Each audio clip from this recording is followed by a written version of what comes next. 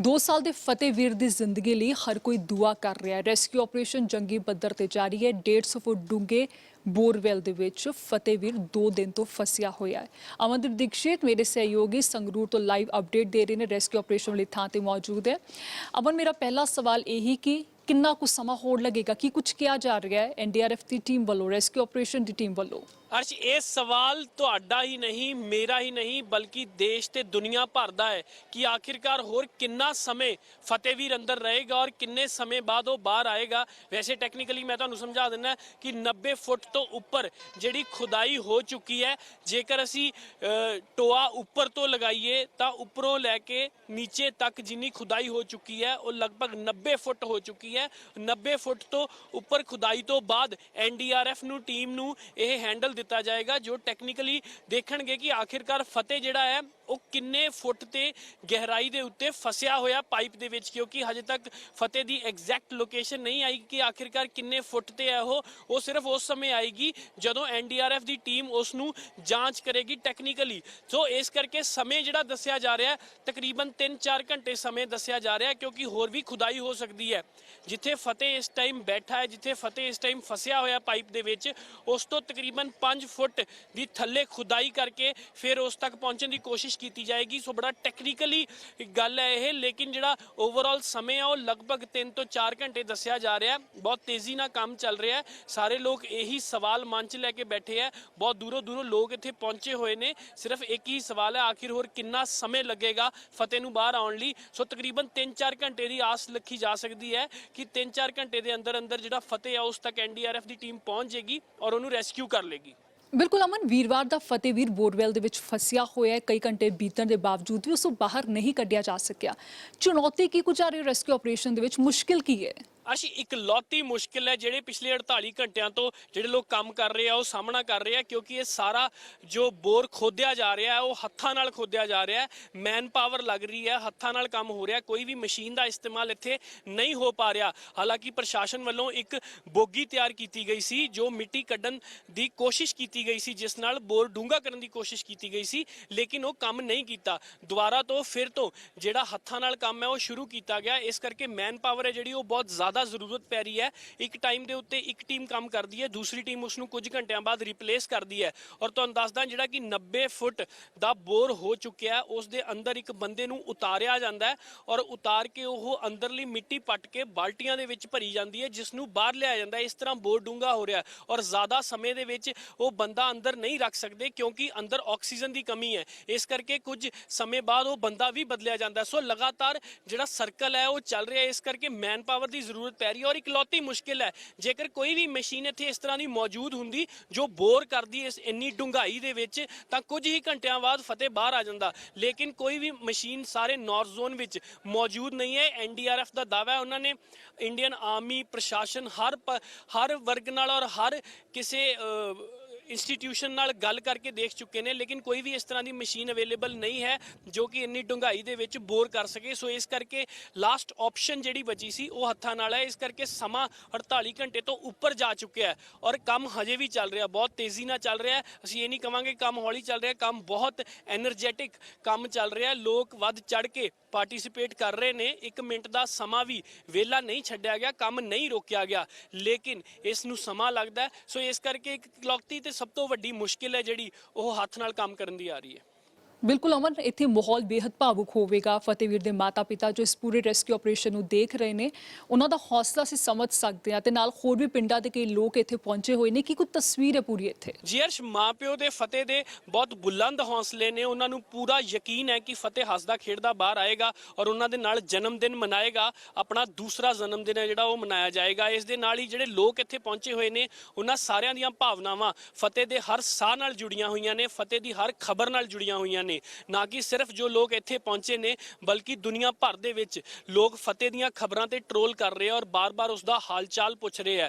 Social media ਦੇ ਹਰ platform ਤੇ ਫਤਿਹ ਦੀ ਖਬਰ ਸਭ ਤੋਂ ਉੱਪਰ ਚੱਲ ਰਹੀ ਹੈ ਔਰ ਹਰ ਇਨਸਾਨ ਇਸ ਦੀ ਜਾਣਨਾ ਚਾਹੁੰਦਾ ਹੈ ਕਿ ਆਖਿਰਕਾਰ ਫਤਿਹ ਕਦੋਂ ਬਾਹਰ ਆਵੇਗਾ, ਕਿੰਨਾ ਸਮਾਂ ਉਹਨੂੰ ਹੋਰ ਲੱਗੇਗਾ, ਉਸ ਦੀ ਕੀ ਕੰਡੀਸ਼ਨ ਹੈ। ਸੋ ਲਗਾਤਾਰ ਜਿਹੜੀਆਂ ਫਤਿਹ ਦੇ ਹਰ ਸਾਹ ਦੇ ਨਾਲ ਭਾਵਨਾਵਾਂ ਜੁੜੀਆਂ ਨੇ ਔਰ ਲੋਕ ਬਹੁਤ ਐਕਸਾਈਟਮੈਂਟ ਨਾਲ ਵੇਟ ਕਰ ਰਹੇ ਆ ਕਿਸ ਸਮੇਂ ਇਹ ਇੰਤਜ਼ਾਰ ਖਤਮ ਹੋਵੇਗਾ ਔਰ ਖੁਦਾਈ ਪੂਰੀ ਹੋਏਗੀ ਔਰ ਫਤਿਹ ਨੂੰ ਬਾਹਰ ਲਿਆਂਦਾ ਜਾਵੇਗਾ। ਸੋ ਲੋਕਾਂ ਦੀਆਂ ਇਮੋਸ਼ਨਸ ਬਹੁਤ ਜੁੜੀਆਂ ਹੋਈਆਂ ਨੇ। ਮੇਰੇ ਪਿੱਛੇ ਵੀ ਤੁਸੀਂ ਜਿਹੜੇ ਲੋਕ ਦੇਖ ਸਕਦੇ ਹੋ ਉਹ ਵੀ ਲੋਕ ਇਮੋਸ਼ਨਲ ਹੋ ਕੇ ਹੀ ਇੱਥੇ ਪਹੁੰਚੇ ਨੇ। ਉਹਨਾਂ ਨੂੰ ਆਪਣੇ ਘਰ ਕੰਮਕਾਰ ਸਾਰੇ ਕੁਝ ਛੱਡ ਕੇ 2 ਦਿਨ ਤੋਂ ਲਗਾਤਾਰ ਇਸ ਘਰ ਦੇ ਬਾਹਰ, ਇਸ ਬਾਉਂਡਰੀ ਤੋਂ ਬਾਹਰ ਜਿਹੜਾ ਹੈ ਉਹ ਮੌਜੂਦ ਨੇ।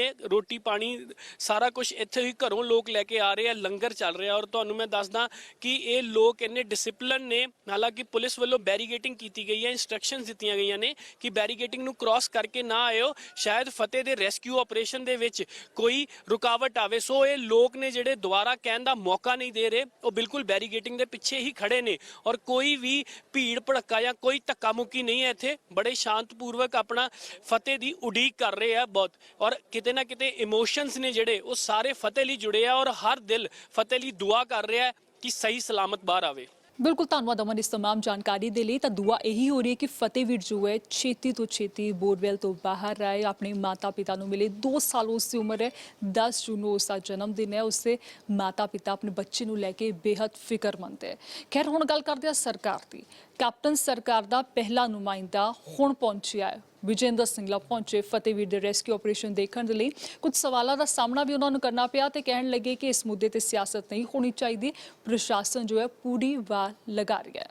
जहाँ तक बच्चे को निकालने की बात है, जब से ये घटना हुई है, जब से ये मालूम पड़ा है कि ये बच्चा इस छोटे बोर के अंदर गिर गया है, तभी से डिस्ट्रिक्ट एडमिनिस्ट्रेशन ने एनडीआरएफ के लोगों के साथ संपर्क कर इसके ऊपर अपना कारगुजारी शुरू किया। और आप भी समझ सकते हैं ग्राउंड पर जब आप सब लोग इसको देख रहे हैं कि किस प्रकार से एक बड़ा पाइप उसके साथ में डिग करने की कोशिश की जा रही है। और क्योंकि बच्चा 120 फुट के लगभग फंसा हुआ है, 120 फुट गहरा फंसा हुआ है, तो इसके लिए उस बड़े पाइप को उसके संग में नीचे लेके जाने में मैनुअली काम हो रहा है। क्योंकि अगर इसको जेसीबी के साथ काम करो तो कई बार दूसरी तरफ से अगर मिट्टी धंस जाएगी तो हो सकता है, क्योंकि वो जो बोर है वो भी बहुत पुराना लगा हुआ है, 1951 में वो बोर लगा था, तो मालूम नहीं कि वो नीचे में उसकी स्थिति क्या है। मकसद केवल ये है कि किस प्रकार से आहिस्ता आहिस्ता वो जो बड़ा पाइप है वो नीचे चले जाए और उसके बाद एनडीआरएफ के लोग जवान उसके अंदर से जाकर उसको कटिंग करने के बाद उस बच्चे को रिट्रीव कर सकें। सो ऐसा नहीं है कि पिछले 48 घंटों में जब से ये घटना हुई तब से किसी तरफ से, सरकार की तरफ से, एडमिनिस्ट्रेशन की तरफ से या एनडीआरएफ की फोर्स को बुलाने की तरफ से, समाज सेवी लोगों की तरफ से कोई भी देरी हुई हो, पहले क्षण से ही इसके ऊपर कारगुजारी हुई है। और तब से लगातार सभी लोगों के सहयोग के साथ इसके ऊपर काम हो रहा है। और आज अभी इस बात को देखने के बाद, डॉक्टर्स से बात करने के बाद, एनडीआरएफ के लोगों से बात करने के बाद, डीसी साहब और एसएसपी साहब से बात करने के बाद और ग्रीन फोर्स और जो लोग इस ऑपरेशन में संग में लगे हुए हैं उनसे बात करने के बाद ऐसा अनुमान है कि आने वाले 4, 5, 6 घंटों के अंदर उस डेप्थ तक वो पाइप पहुंच जाएगा, अगर बाकी के सारे समीकरण ठीक रहेंगे। जैसे इंसिडेंट जो ये एक्सीडेंट हुआ है, ये पहली बार नहीं, पहले भी ऐसे हादसे हो चुके हैं, तो लगता नहीं कि सरकार को भी चाहिए कि कुछ सख्त हिदायतें जो है ये जारी करनी चाहिए। आप खुद जो है प्रशासन को बोलना चाहिए कि ऐसे जो ट्यूबवेल है उनको बंद करवाया जाए। बिल्कुल, ये क्योंकि ट्यूबवेल उनके अपने ज़मीन पर लगा हुआ है जिनका बच्चा अंदर गया है, तो मैं समझता हूँ कि ये तो पहले हम सब लोगों को अपने घर के अंदर कोई ऐसी बात हो तो उसकी जिम्मेवारी होती है। लेकिन जहां तक कोई सरकार की तरफ से कुछ हिदायत करने की बात है, प्रोहिबिटरी ऑर्डर भी इन प्लेस है, ऑलरेडी इन प्लेस है, जैसे डीसी साहब ने कहा प्रोहिबिटरी ऑर्डर इन प्लेस है। पर लेकिन मैं समझता हूं कि अगर हमारे घर के अंदर कोई डीप चीज़ है उसको हम यूज़ नहीं कर रहे तो और उसको बंद करना, तो मैं समझता हूँ कि ये वैसे ही घर वालों की जिम्मेवारी होती है। लेकिन जहाँ तक सरकार की बात है, सरकार की तरफ से कोई निर्देश आने वाले वक्त में देने की बात होगी, कोई कानून बनाने की बात होगी, हम सब लोग जिम्मेवारी से उसको करने के लिए तैयार हैं। क्योंकि ऐसा कोई जब इंसिडेंट होता है, जैसे एनडीआरएफ ने कहा पहले जब भी हमने ऐसे 2-3 कार्य के अंदर ऑपरेशन किया है और कामयाबी से हम बाहर निकल कर आए हैं, तब इतनी लंबी डेप्थ के अंदर कभी भी ऑपरेशन हम नहीं कर पाए। उनके लिए भी एक बहुत चैलेंजिंग ये बात है। पर सबसे बड़ी उनके अंदर, उनके मन में ये संतुष्टि थी कि जब हम बच्चों के हाथों को लॉक करने की बात आई तो हम उसको पहले आधे पौने घंटे में 1 घंटे के अंदर हम उसको कर पाए, which was the most difficult thing. और उन्होंने कहा कि हमने उस बच्चे को लॉक होने के बाद खींचने की भी 3-4 बार कोशिश की पर हम नहीं खींच पाए। इसका मतलब कोई बच्चा या तो जो वहाँ पर खाली बोरी पड़ी थी उसके अंदर कोई स्ट्रक्ट है, या उस बच्चे की कोई ना कोई बॉडी का कोई ऐसा पार्ट है जो इस गंभीरता से स्ट्रक है कि वो बच्चे को बाहर निकालने में दिक्कत आ रही थी। अभी भी लगातार वो लोग हर घंटा 2 घंटे के बाद एनडीआरएफ के लोग, क्योंकि हो सकता है कि जब हम साइड में से दूसरा पाइप डालते हैं तो सॉइल कई बार हिल जाता है, तो घंटा 2 घंटे के बाद वो फिर एक बार कोशिश करते हैं कि शायद वो बच्चे को जो चीज़ अड़क रही है उसको शायद बाहर निकलने में कोई सहयोग और साथ मिल सके। तो मैं समझता हूं कि हर संस्था ने अपनी जिम्मेवारी को निभाने का कार्य किया है और अब सब लोग मिलकर हम भगवान के चरणों में यही अरदास करते हैं कि उस बच्चे को जीवित हम रिट्रीव कर सके सब लोग मिलकर, और बच्चे की जिंदगी अच्छी जिंदगी बन सके। वगैरह का भी कोई प्रबंध है कि ये मतलब हायर इंस्टीट्यूट के लेके जाना पैंदा? एक बार बच्चा बाहर निकल जाए किसी इंस्टीट्यूट लेके जाना पड़ेगा। सरकार पूरी कॉम्पिटेंट है and sarkar is all ready. I have already spoken to DC sahib and he has already said that immediately ਅਸੀਂ ਜਦੋਂ ਰਿਟਰੀਵ ਹੋਊਗਾ ਐਂਬੂਲੈਂਸ ਪਾ ਕੇ first hand doctors are already there on sitting on the place. ਤੇ doctors ਉਰੇ already available ਹੈ and if there is any thing required from the state government side in order to airlift, the state government will airlift the boy from its own expenses। तो किसी ਨੂੰ ਕਿਸੇ ਚੀਜ਼ ਦੀ ਲੋੜ ਨਹੀਂ ਹੈ। We are all together in this cause and there is no need to politicize this matter.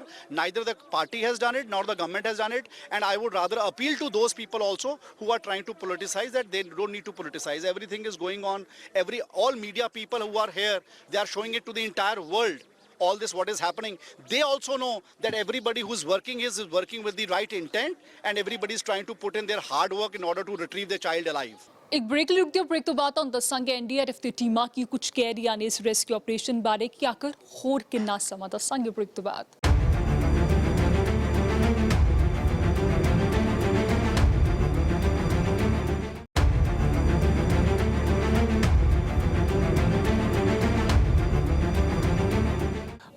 ਘੰਟੇ ਪੂਰੇ ਹੋ ਚੁੱਕੇ ਨੇ ਫਤਿਹਵੀਰ ਨੂੰ 150 ਫੁੱਟ ਥੱਲੇ ਬੈਠੇ ਨੂੰ। ਅੱਜ 2 ਦਿਨ ਤੋਂ ਭੁੱਖਾ ਪਿਆਸਾ 2 ਸਾਲ ਦਾ ਬੱਚਾ ਉਸ ਬੋਰਵੈਲ ਦੇ ਵਿੱਚ ਬੈਠਾ ਹੈ ਜਿਸ ਨੂੰ ਲਗਾਤਾਰ 48 ਘੰਟੇ ਤੋਂ ਬਾਹਰ ਕੱਢਣ ਦੀ ਕੋਸ਼ਿਸ਼ ਕੀਤੀ ਜਾ ਰਹੀ ਹੈ। ਤੁਹਾਨੂੰ ਦੱਸ ਦਈਏ ਕਿ 90 ਫੁੱਟ ਤੋਂ ਉੱਪਰ ਖੋਦ ਦਿੱਤਾ ਗਿਆ ਹੈ। ਫਤਿਹਵੀਰ ਜਿਹੜੇ ਬੋਰ ਦੇ ਵਿੱਚ ਗਿਰਿਆ ਸੀ ਉਹਦੇ ਬਰਾਬਰ ਬੋਰ ਖੋਦਿਆ ਗਿਆ ਹੈ ਔਰ ਉਸ ਦੀ ਡੂੰਘਾਈ 90 ਫੁੱਟ ਤੋਂ ਉੱਪਰ ਜਾ ਚੁੱਕੀ ਹੈ। ਹਾਲਾਂਕਿ ਇਹ ਸਾਰੀ ਰਾਤ ਦਿਨ ਇਸੇ ਤਰ੍ਹਾਂ ਕੰਮ ਚੱਲਦਾ ਰਿਹਾ। ਜਿਸ ਤਰ੍ਹਾਂ ਤੁਸੀਂ ਇਸ ਸਮੇਂ ਦੇਖ ਰਹੇ ਹੋ 43 ਡਿਗਰੀ ਦੇ ਟੈਂਪਰੇਚਰ ਹੈ। ਧੁੱਪ ਦੇ ਵਿੱਚ ਵੀ ਇਸ ਕੰਮ ਦੀ ਜਿਹੜੀ ਸਪੀਡ ਹੈ ਉਹ ਨਹੀਂ ਰੁਕੀ, ਕਿਉਂਕਿ ਹਰ ਇਨਸਾਨ ਨੂੰ ਫਿਕਰ ਹੈ ਉਸ ਜੋ ਛੋਟੇ ਬੱਚੇ ਦੀ, ਉਸ ਮਾਸੂਮ ਚਿਹਰੇ ਦੀ ਜੋ ਪਿਛਲੇ 2 ਦਿਨ ਤੋਂ ਧਰਤੀ ਦੇ ਅੰਦਰ ਬੈਠਾ ਹੈ। ਅੱਜ ਸਵੇਰੇ 5 ਵਜੇ ਦੀ ਮੂਵਮੈਂਟ ਸੀ ਉਹਦੀ, ਲੇਕਿਨ ਉਸ ਤੋਂ ਬਾਅਦ ਹੁਣ ਤੱਕ ਕੋਈ ਵੀ ਮੂਵਮੈਂਟ ਨਹੀਂ ਹੋਈ। ਇਸੇ ਤਰ੍ਹਾਂ ਤੋਂ ਕੰਮ ਚੱਲ ਰਿਹਾ। ਨਾਲ ਬੋਰ ਖੋਦ ਚੁੱਕੇ ਹੈ, ਤਕਰੀਬਨ 90 ਫੁੱਟ ਤੋਂ ਉੱਪਰ ਦਾ ਬੋਰ ਜਾ ਚੁੱਕਿਆ ਹੈ। 36 ਇੰਚ ਦੀ ਪਾਈਪ ਜਾ ਰਹੀ ਹੈ, ਉਸ ਦੇ ਅੰਦਰ ਬੰਦਾ ਉਤਰੇਗਾ ਜਿਸ ਤੋਂ ਬਾਅਦ ਉਹ ਫਤਿਹ ਨੂੰ ਬੋਰ ਚੋਂ ਕੱਢ ਕੇ ਲੈ ਕੇ ਆਏਗਾ। ਇਹ ਕੰਮ ਚੱਲ ਰਿਹਾ। ਇਸ ਤੋਂ ਬਾਅਦ ਤੁਹਾਨੂੰ ਤਸਵੀਰਾਂ ਦਿਖਾਣੇ ਆ ਕਿ ਪਿਛਲੇ 2 ਦਿਨ ਤੋਂ ਇੱਥੇ ਮਾਹੌਲ ਕੀ ਬਣਿਆ। ਫਤਿਹ ਦੇ ਘਰ ਅੱਗੇ ਹਰ ਇਨਸਾਨ ਉਸ ਦੀ ਉਡੀਕ ਕਰ ਰਿਹਾ ਕਿ ਕਿਸ ਸਮੇਂ ਫਤਿਹ ਬਾਹਰ ਆਏਗਾ। ਤਸਵੀਰਾਂ 'ਚ ਤੁਸੀਂ ਦੇਖ ਸਕਦੇ ਹੋ ਕਿ ਕਿਸ ਤਰ੍ਹਾਂ ਜਿਹੜੇ ਲੋਕ ਨੇ ਨੇੜੇ ਤੇੜੇ ਵਾਲੇ ਪਿੰਡਾਂ ਦੇ ਉਹ ਵੇਟ ਕਰ ਰਹੇ ਆ ਲਗਾਤਾਰ 48 ਘੰਟਿਆਂ 'ਚੋਂ। ਇਹਨਾਂ ਨੂੰ ਵੀ ਧੁੱਪ ਨਹੀਂ ਨਜ਼ਰ ਆ ਰਹੀ। ਤਸਵੀਰਾਂ 'ਚ ਤੁਸੀਂ ਦੇਖ ਸਕਦੇ ਹੋ ਇਹਨਾਂ ਦੇ ਚਿਹਰਿਆਂ ਤੇ ਸਿਰਫ ਇੱਕ ਹੀ ਐਕਸਾਈਟਮੈਂਟ ਹੈ ਕਿ ਕਿਸ ਵੇਲੇ ਫਤਿਹ ਦੀ ਆਵਾਜ਼ ਆਏਗੀ ਕਿ ਉੱਥੇ ਤੱਕ ਬੋਰ ਖੁੱਦ ਚੁੱਕਿਆ ਤੇ ਉਹ ਬੱਚਾ ਹੁਣ ਬਾਹਰ ਆ ਸਕਦਾ ਹੈ। ਹਰ ਇਨਸਾਨ ਇੱਥੇ ਖੜਾ ਮਨ ਦੇ ਅੰਦਰ ਦੁਆ ਕਰ ਰਿਹਾ ਔਰ ਅੱਖਾਂ ਦੇ ਵਿੱਚ ਉਡੀਕ ਹੈ ਕਿ ਕਦੋਂ 2 ਸਾਲ ਦਾ ਬੱਚਾ ਬਾਹਰ ਆਏਗਾ। ਸਾਰੇ ਪਾਸੇ ਤਸਵੀਰਾਂ ਤੁਸੀਂ ਦੇਖ ਸਕਦੇ ਹੋ ਕਿ ਚਾਰੇ ਪਾਸੇ ਕਿਵੇਂ ਜਿਹੜੇ ਲੋਕ ਨੇ ਬਾਹਰੋਂ ਅੰਦਰੋਂ ਨੇੜੇ ਪਿੰਡਾਂ ਤੋਂ ਸ਼ਹਿਰਾਂ ਤੋਂ ਪਹੁੰਚੇ ਹੋਏ ਨੇ ਇੱਥੇ ਔਰ ਬੈਠੇ ਵੇਟ ਕਰ ਰਹੇ ਆ, ਉਡੀਕ ਕਰ ਰਹੇ ਆ। ਵੱਡੇ ਪੱਧਰ ਤੇ ਗੱਡੀਆਂ, ਟਰਾਲੀਆਂ, ਮੋਟਰਸਾਈਕਲ, ਸਕੂਟਰਾਂ ਤੇ ਪਹੁੰਚੇ ਆ ਔਰ ਇਹ ਇਸ ਸਮੇਂ ਦਾ ਮਾਹੌਲ ਨਹੀਂ। ਇਹ ਜਿਸ ਸਮੇਂ ਤੋਂ ਫਤਿਹ ਬੋਰਵੈਲ ਦੇ ਵਿੱਚ ਗਿਰਿਆ ਉਸੇ ਹੀ ਸਮੇਂ ਤੋਂ ਇਸ ਤਰ੍ਹਾਂ ਦੀਆਂ ਜਿਹੜੇ ਲੋਕ ਇਕੱਠੇ ਹੋਣੇ ਸ਼ੁਰੂ ਹੋ ਚੁੱਕੇ ਸੀ, ਕਿਉਂਕਿ ਮੈਨ ਪਾਵਰ ਦੀ ਜ਼ਰੂਰਤ ਹੈ। ਹੱਥ ਨਾਲ ਮਿੱਟੀ ਕੱਢੀ ਜਾ ਰਹੀ ਹੈ ਇਸ ਬੋਰ ਦੇ ਵਿੱਚੋਂ, ਕੋਈ ਮਸ਼ੀਨ ਨਹੀਂ ਲੱਗੀ ਹੋਈ। ਤੁਸੀਂ ਤਸਵੀਰਾਂ 'ਚ ਦੇਖ ਸਕਦੇ ਹੋ ਕਿ ਕਿਸ ਤਰ੍ਹਾਂ ਰੱਸਾ ਜਿਹੜਾ ਹੈ ਉਹ ਖਿੱਚਿਆ ਜਾਂਦਾ ਹੈ। ਇਸ ਰੱਸੇ ਨਾਲ ਬਾਲਟੀ ਨਿਕਲਦੀ ਹੈ ਮਿੱਟੀ ਦੀ ਇੱਕ ਇੱਕ ਬਾਲਟੀ ਕਰਕੇ ਇਹ 90 ਫੁੱਟ ਤੋਂ ਜ਼ਿਆਦਾ ਖੋਦ ਚੁੱਕੇ ਹੈ ਔਰ ਹਜੇ ਹੋਰ ਵੀ ਖੋਦਣਾ ਹੈ ਕਿਉਂਕਿ ਜਿਸ ਬੋਰ ਦੇ ਵਿੱਚ ਫਤਿਹ ਗਿਰਿਆ ਉਹ 150 ਫੁੱਟ ਥੱਲੇ ਆ। 48 ਘੰਟੇ ਬੀਤ ਚੁੱਕੇ ਨੇ ਔਰ 2 ਸਾਲ ਦਾ ਬੱਚਾ ਬਿਨਾਂ ਕੁਝ ਖਾਦੇ ਪੀਤੇ ਸਿਰਫ ਆਕਸੀਜਨ ਦੇ ਸਿਰ ਤੇ ਇਸ ਬੋਰ ਦੇ ਅੰਦਰ ਹਜੇ ਤੱਕ ਰਿਸਪੌਂਸ ਦੇ ਰਿਹਾ ਹੈ। ਧਰਤੀ ਦੇ ਅੰਦਰ ਜ਼ਿੰਦਗੀ ਤੇ ਮੌਤ ਨਾਲ ਲੜ ਰਿਹਾ ਔਰ ਹਰ ਦਿਲ ਦੇ ਵਿੱਚ ਉਸ ਲਈ ਦੁਆ ਨਿਕਲ ਰਹੀ ਹੈ ਕਿ ਫਤਿਹ ਅੱਜ ਜ਼ਰੂਰ ਬਾਹਰ ਨਿਕਲ ਕੇ ਆਏਗਾ ਔਰ ਹੱਸਦਾ ਖੇਡਦਾ ਆਏਗਾ। 10 ਜੂਨ ਨੂੰ ਫਤਿਹ ਦਾ ਜਨਮ ਦਿਨ ਹੈ। ਪਰਿਵਾਰ ਨੇ ਬਹੁਤ ਤਿਆਰੀਆਂ ਕੀਤੀਆਂ ਸੀ ਜਨਮ ਦਿਨ ਮਨਾਉਣ ਲਈ। ਦੇਖਦੇ ਹਾਂ ਕਿ ਪਰਿਵਾਰ ਉਸ ਜਨਮ ਦਿਨ ਨੂੰ ਕਿਸ ਤਰ੍ਹਾਂ ਸੈਲੀਬ੍ਰੇਟ ਕਰਦਾ ਹੈ ਕਿਉਂਕਿ ਹਰ ਦੁਆ ਹੈ ਜਿਹੜੀ ਉਹ ਫਤਿਹ ਲਈ ਨਿਕਲ ਰਹੀ ਹੈ ਕਿਉਂਕਿ ਫਤਿਹ ਵੀਰ ਹਜੇ ਵੀ ਜ਼ਿੰਦਗੀ ਤੇ ਮੌਤ ਨਾਲ ਲੜ ਰਿਹਾ ਹੈ। ਦੱਸਿਆ ਜਾ ਰਿਹਾ ਹੈ ਕਿ ਅੰਦਰ ਅਨਕੌਂਸ਼ੀਅਸ ਹੈ ਫਤਿਹ, ਉਸ ਨੂੰ ਹੋਸ਼ ਨਹੀਂ ਗੀ। ਜਦੋਂ ਵੀ ਹੋਸ਼ ਆਂਦੀ ਹੈ ਉਹ ਜ਼ਰੂਰ ਕੋਈ ਉਂਗਲੀ ਜਾਂ ਸਿਰ ਆਪਣਾ ਹਿਲਾਉਂਦਾ ਹੈ ਲੇਕਿਨ ਉਸ ਤੋਂ ਬਾਅਦ ਜਿਹੜਾ ਹੈ ਉਹ ਫਿਰ ਸ਼ਾਂਤ ਹੋ ਜਾਂਦਾ ਹੈ। ਉਸ ਦਾ ਮੂੰਹ ਵੀ ਨਜ਼ਰ ਨਹੀਂ ਆ ਰਿਹਾ। ਸੀਸੀਟੀਵੀ 'ਚ ਲਗਾਤਾਰ ਉਹਨੂੰ ਮੋਨੀਟਰ ਕੀਤਾ ਜਾ ਰਿਹਾ ਹੈ ਲੇਕਿਨ ਸਵੇਰੇ 5 ਵਜੇ ਤੋਂ ਬਾਅਦ ਹੁਣ ਤੱਕ ਕੋਈ ਮੂਵਮੈਂਟ ਸਾਹਮਣੇ ਨਹੀਂ ਆਈ ਔਰ 2 ਦਿਨ ਬੀਤ ਚੁੱਕੇ ਨੇ ਬੱਚੇ ਨੂੰ ਭੁੱਖੇ ਪਿਆਸੇ ਨੂੰ ਸਿਰਫ ਆਕਸੀਜਨ ਦੇ ਸਿਰ ਤੇ। ਸੋ ਦੇਖਦੇ ਹਾਂ ਹੋਰ ਕਿੰਨਾ ਸਮਾਂ ਬੱਚਾ ਇਸ ਬੋਰ ਦੇ ਅੰਦਰ ਰਹਿੰਦਾ ਹੈ ਕਿਉਂਕਿ ਲਗਾਤਾਰ ਤੇਜ਼ੀ ਨਾਲ ਕੰਮ ਚੱਲ ਰਿਹਾ ਹੈ ਔਰ ਜਲਦ ਹੀ ਉੱਥੇ ਤੱਕ ਪਹੁੰਚਿਆ ਜਾਊਗਾ। ਕੈਮਰਾ ਪਰਸਨ ਅਮਿਤ ਸ਼ਰਮਾ ਦੇ ਨਾਲ ਅਮਨਦੀਪ ਦੀਕਸ਼ਿਤ, ABP ਸਾਂਝਾ, ਸੁਨਾਮ।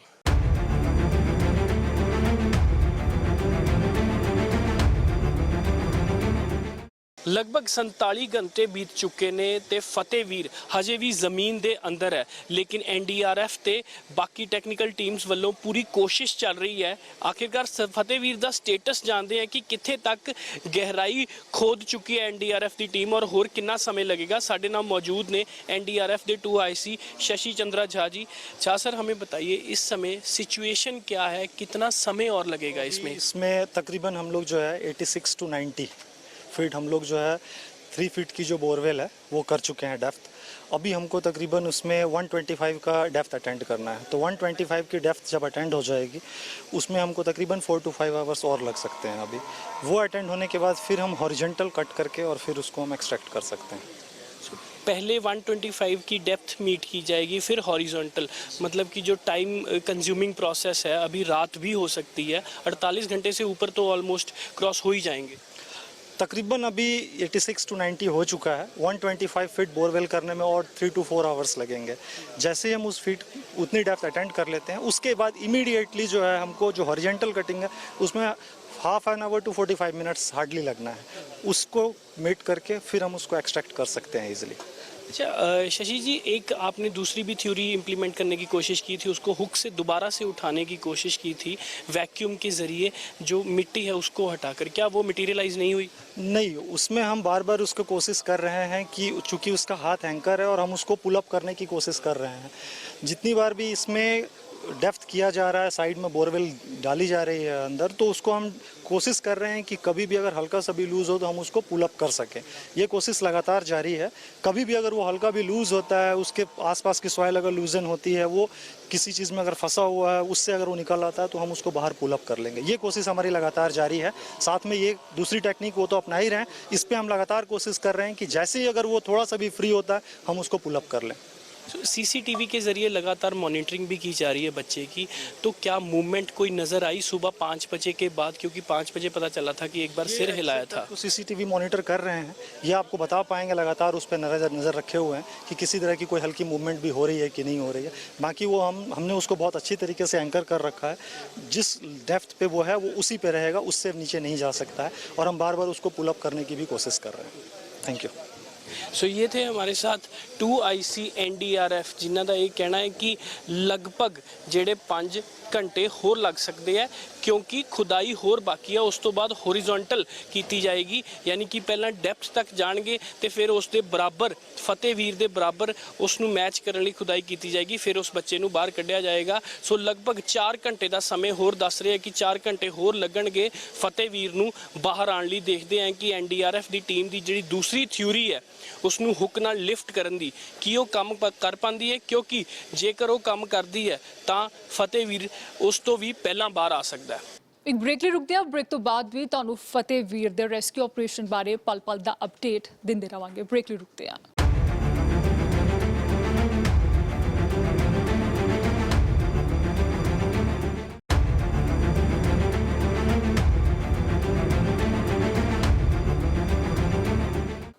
2 ਸਾਲ ਦੇ ਮਾਸੂਮ ਫਤਿਹਵੀਰ ਦੀ ਜਾਨ ਬਚਾਉਣ ਦੇ ਲਈ ਕੰਮ ਜੋ ਹੈ ਤੇਜ਼ੀ ਦੇ ਨਾਲ ਚੱਲ ਰਿਹਾ ਹੈ। ਸਵੇਰੇ 6:30 ਵਜੇ ਦੀ ਤਸਵੀਰ ਤੁਹਾਨੂੰ ਦਿਖਾਉਂਦੇ ਹਾਂ। ਉਦੋਂ ਕੀ ਹਾਲਾਤ ਸੀ, ਕਿਉਂਕਿ ਪੂਰੀ ਰਾਤ ਰੈਸਕਿਊ ਆਪਰੇਸ਼ਨ ਚੱਲ ਰਿਹਾ, ਪਰ ਹੁਣ ਤੱਕ ਫਤਿਹਵੀਰ ਨੂੰ ਬਾਹਰ ਨਹੀਂ ਕੱਢਿਆ ਜਾ ਸਕਿਆ। 6:30 ਵਜੇ ਕੀ ਕੋਈ ਤਸਵੀਰ ਸੀ, ਕਿਵੇਂ ਚੱਲ ਰਿਹਾ ਸੀ ਰੈਸਕਿਊ ਆਪਰੇਸ਼ਨ। ਮੇਰੇ ਸਹਿਯੋਗੀ ਅਮਨਦੀਪ ਦੀਕਸ਼ਿਤ ਦੀ ਰਿਪੋਰਟ। 2 ਸਾਲ ਦੇ ਫਤਿਹਵੀਰ ਨੂੰ ਜ਼ਿੰਦਗੀ ਤੇ ਮੌਤ ਨਾਲ ਲੜਦੇ ਲਗਭਗ 36 ਘੰਟੇ ਬੀਤ ਚੁੱਕੇ ਹੈ। ਰੈਸਕਿਊ ਆਪਰੇਸ਼ਨ ਹਜੇ ਵੀ ਜਾਰੀ ਹੈ।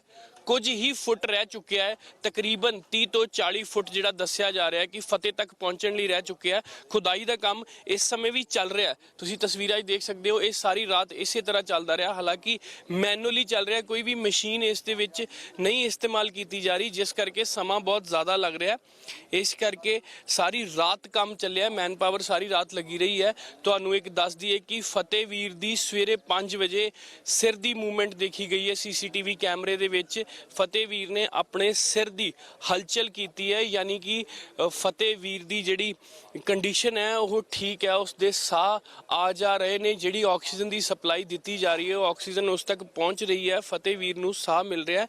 ਮੈਨੂਅਲੀ ਸਾਰੀ ਰਾਤ ਕੰਮ ਚੱਲਦਾ ਰਿਹਾ ਹੈ। ਇਸ ਸਮੇਂ ਸਵੇਰ ਦੇ ਤਕਰੀਬਨ 6 ਵੱਜ ਚੁੱਕੇ ਨੇ ਔਰ 6 ਵਜੇ ਵੀ ਜਿਹੜਾ ਕੰਮ ਹੈ ਉਹ ਜਾਰੀ ਹੈ, ਕਿਉਂਕਿ ਰਾਤ ਇੱਕ ਮਸ਼ੀਨ ਟਰਾਈ ਕੀਤੀ ਗਈ ਸੀ ਸਾਰੇ ਹੀ ਐਕਸਪਰਟਸ ਵੱਲੋਂ।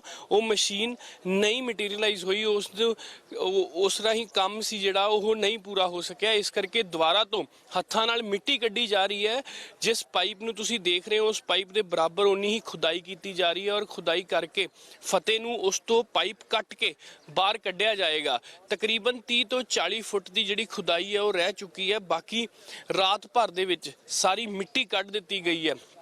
ਤਸਵੀਰਾਂ 'ਚ ਤੁਸੀਂ ਦੇਖ ਸਕਦੇ ਹੋ ਕਿ ਇਸੇ ਤਰ੍ਹਾਂ ਸਾਰੀ ਰਾਤ ਕੰਮ ਚੱਲਦਾ ਰਿਹਾ। ਇਸੇ ਤਰ੍ਹਾਂ ਜਿਹੜੀ ਮੈਨ ਪਾਵਰ ਹੈ, ਲੋਕ ਨੇ, ਨੇੜੇ ਤੇੜੇ ਪਿੰਡਾਂ ਵਾਲੇ, ਕਈ ਸੰਸਥਾਵਾਂ ਵਾਲੇ, ਉਹਨਾਂ ਨੇ ਲਗਾਤਾਰ ਸਾਰੀ ਰਾਤ ਇੱਥੇ ਕੰਮ ਕੀਤਾ ਹੈ ਔਰ ਪਰਿਵਾਰ ਵੀ ਸਾਰੀ ਰਾਤ ਜਾਗਦਾ ਰਿਹਾ ਹੈ। ਇਹ ਤਸਵੀਰਾਂ ਜੋ ਤੁਸੀਂ ਦੇਖ ਰਹੇ ਹੋ ਇਹ ਸਾਰੀ ਰਾਤ ਇਸੇ ਤਰ੍ਹਾਂ ਲੱਗਿਆ ਰਿਹਾ। ਲੇਕਿਨ ਵੱਡੀ ਖਬਰ ਇਹ ਹੈ ਕਿ ਫਤਿਹਵੀਰ ਦੀ ਸਿਰ ਦੀ ਮੂਵਮੈਂਟ ਸਵੇਰੇ 5 ਵਜੇ ਦੇਖੀ ਗਈ ਹੈ ਸੀਸੀਟੀਵੀ ਕੈਮਰੇ ਰਾਹੀਂ। ਲਗਾਤਾਰ ਇੱਕ ਟੀਮ ਹੈ ਜਿਹੜੀ ਉਹ ਫਤਿਹ ਦੀ ਮੂਵਮੈਂਟ ਨੂੰ ਮੋਨੀਟਰ ਕਰ ਰਹੀ ਹੈ ਸੀਸੀਟੀਵੀ ਦੇ ਉੱਤੇ, ਕਿਉਂਕਿ ਸੀਸੀਟੀਵੀ ਕੈਮਰੇ ਅੰਦਰ ਨੇ। ਫਤਿਹ ਦੇ ਹੱਥ ਜਿਹੜੇ ਉਹ ਬੰਨੇ ਹੋਏ ਨੇ, ਲੇਕਿਨ ਉਸਦੇ ਸਿਰ ਦੀ ਮੂਵਮੈਂਟ ਹੋਈ। ਕੱਲ 2 ਵਾਰੀ ਉਸਦੀਆਂ ਉਂਗਲਾਂ ਮੂਵ ਹੋਈਆਂ ਔਰ ਅੱਜ ਸਵੇਰੇ ਤਕਰੀਬਨ 5 ਵਜੇ ਉਸ ਦੇ ਸਿਰ ਦੀ ਮੂਵਮੈਂਟ ਦੇਖੀ ਗਈ, ਜਿਸ ਤੋਂ ਅੰਦਾਜ਼ਾ ਲਗਾਇਆ ਜਾ ਸਕਦਾ ਹੈ ਕਿ ਫਤਿਹਵੀਰ ਦੇ ਸਾਹ ਨੇ ਜਿਹੜੇ ਉਹ ਸਹੀ ਸਲਾਮਤ ਨੇ ਅੰਦਰ ਔਰ ਕੋਸ਼ਿਸ਼ ਹੈ ਜਿਹੜੀ ਉਹ ਪੁਰਜ਼ੋਰ ਤੇਜ਼ ਹੋ ਚੁੱਕੀ ਹੈ ਰੈਸਕਿਊ ਆਪਰੇਸ਼ਨ ਹੀ, ਔਰ ਜਲਦ ਹੀ ਫਤਿਹਵੀਰ ਬਾਹਰ ਆ ਜਾਵੇਗਾ। ਹਾਲਾਂਕਿ ਪਰਿਵਾਰ ਦੇ ਵਿੱਚ ਇੱਕ ਵੱਡੀ ਖੁਸ਼ੀ ਦੀ ਲਹਿਰ ਦੌੜੀ ਜਿਸ ਸਮੇਂ ਪਤਾ ਲੱਗਿਆ ਕਿ ਫਤਿਹ ਦੀ ਸਿਰ ਦੀ ਮੂਵਮੈਂਟ ਹੋਈ ਹੈ। ਸੋ ਵੱਡੀ ਖਬਰ, 36 ਘੰਟਿਆਂ ਬਾਅਦ ਵੀ ਫਤਿਹਵੀਰ ਜਿਹੜਾ ਹੈ ਉਹ ਜ਼ਿੰਦਗੀ ਤੇ ਮੌਤ ਦੀ ਲੜਾਈ ਲੜ ਰਿਹਾ ਹੈ, ਲੇਕਿਨ ਹਜੇ ਵੀ ਉਹ ਲੜਾਈ ਲੜਨ ਲਈ ਬਰਕਰਾਰ ਖੜਾ ਹੈ ਔਰ ਸਿਰ ਦੀ ਮੂਵਮੈਂਟ ਤੋਂ ਇਹ ਪਤਾ ਲੱਗਦਾ ਹੈ ਕਿ ਫਤਿਹਵੀਰ ਹਜੇ ਵੀ ਡਟਿਆ ਖੜਾ ਹੈ ਔਰ ਫਤਿਹ ਜ਼ਰੂਰ ਪਾ ਕੇ ਆਏਗਾ ਜਿਸ ਸਮੇਂ ਵੀ ਬਾਹਰ ਆਇਆ। ਕੈਮਰਾ ਪਰਸਨ ਅਮਿਤ ਸ਼ਰਮਾ ਦੇ ਨਾਲ ਅਮਨਦੀਪ ਦੀਕਸ਼ਿਤ, ਪਿੰਡ ਭਗਵਾਨਪੁਰਾ, ਸੁਨਾਮ। ਇਸੇ ਦੇ ਨਾਲ ਮੈਨੂੰ ਦਿਓ ਇਜਾਜ਼ਤ, ਪਰ ਫਤਿਹਵੀਰ ਦੇ ਰੈਸਕਿਊ ਆਪਰੇਸ਼ਨ ਬਾਰੇ ਪਲ ਪਲ ਦਾ ਅਪਡੇਟ ਤੁਹਾਨੂੰ ਦਿੰਦੇ ਰਵਾਂਗੇ ਕਿ ਕਿਵੇਂ ਚੱਲੇਗਾ ਅਗਰ ਰੈਸਕਿਊ ਆਪਰੇਸ਼ਨ, ਕੀ ਕੁਝ ਉੱਥੇ ਮਾਹੌਲ ਹੈ, ਕੀ ਕੁਝ ਤਸਵੀਰ ਹੈ, ਲਗਾਤਾਰ ਤੁਹਾਨੂੰ ਦੱਸਦੇ ਰਵਾਂਗੇ ਸਿਰਫ ABP ਸਾਂਝਾ ਤੇ। ਫਿਲਹਾਲ ਮੈਨੂੰ ਦਿਓ ਇਜਾਜ਼ਤ ਤੇ ਦੇਸ਼ ਦੁਨੀਆ ਤਮਾਮ ਖਬਰਾਂ ਲਈ ਦੇਖਦੇ ਰਹੋ ABP ਸਾਂਝਾ।